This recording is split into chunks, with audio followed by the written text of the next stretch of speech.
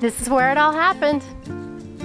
I welcomed my students and introduced the theme for the year. We can change the world.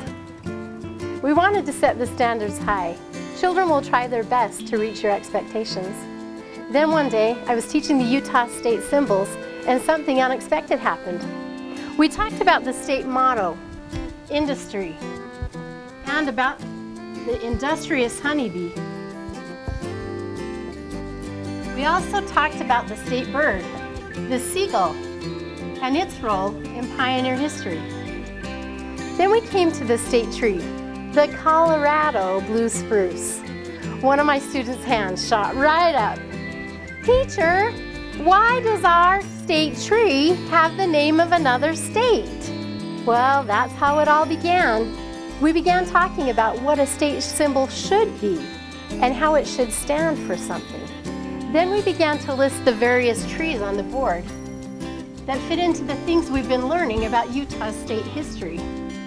Then I told them about Pando, the large stand of quaking aspen trees up by Fish Lake, and how what looks like thousands of trees is really all connected, growing on one root. It may be the largest and oldest life form on the earth. Their eyes got wide and hands shot up. That's it, one of them said. The more we talked about the qualities of the quaking aspen tree, the more we became convinced that that should be the state tree. Then one said, but teacher, how can we change the state tree? Well, not long after that, we were contacted by Gordon Topham, our county commissioner. He told us there'd already been some discussion about changing the state tree and that we ought to get in contact with our Senator, Ralph Okerlund. When I told the kids, they were over the moon excited.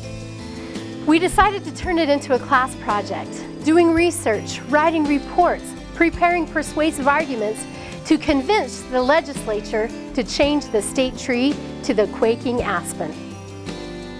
At a meeting at the county seat in Richfield, we made our case. And a few weeks later, we heard back that Senator Okerlund was sponsoring Senate Bill 41. Our principal, Ted Chappell, enabled us to bus the whole class up to the Capitol building on the day of the initial vote. What an experience for them. And it passed unanimously in the Senate. It was so exciting. A few weeks later, it went before the House of Representatives and passed again.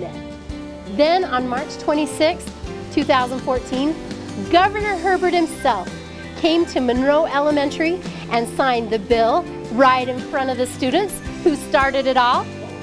We did it! We did it!